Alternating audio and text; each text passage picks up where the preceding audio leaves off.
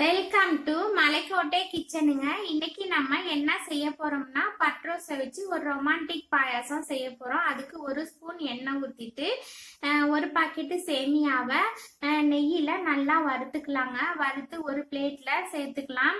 இப்ப அதே தாச்சில பாயாசத்துக்கு தேவையான தண்ணியை இதுல சேர்த்துட்டு இனிப்பு தேவைக்கேற்ப சேர்த்துட்டு நல்லா கிண்டி விட்டுறலாங்க. நல்லா கொதி வரட்டும். அப்புறம் மில்க் மேடை நம்ம இதுல சேர்த்துக்கலாம். கொதி வந்ததுக்கு அப்புறம் ஜீனி சேர்த்து நல்லா கொதி வந்ததுக்கு அப்புறம் மில்க் மேடை சேர்த்து அதையும் நல்லா கிண்டி விட்டுக்கலாம். ஒரு 4 ரோஸை பிச்சு இது மாதிரி நம்ம இதுல சேர்த்துக்கலாம். சேர்த்துட்டு நல்லா கிண்டிக்கலாங்க. கொஞ்சம் ஒரு கொதி வரட்டும்.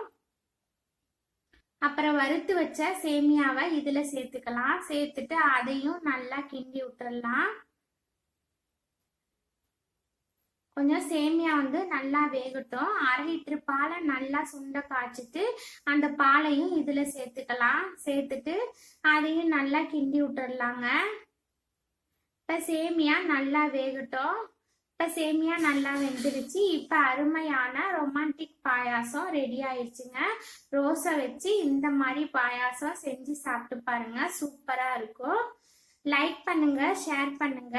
மலைக்கோட்டை கிச்சனுக்கு சப்ஸ்கிரைப் பண்ணுங்க.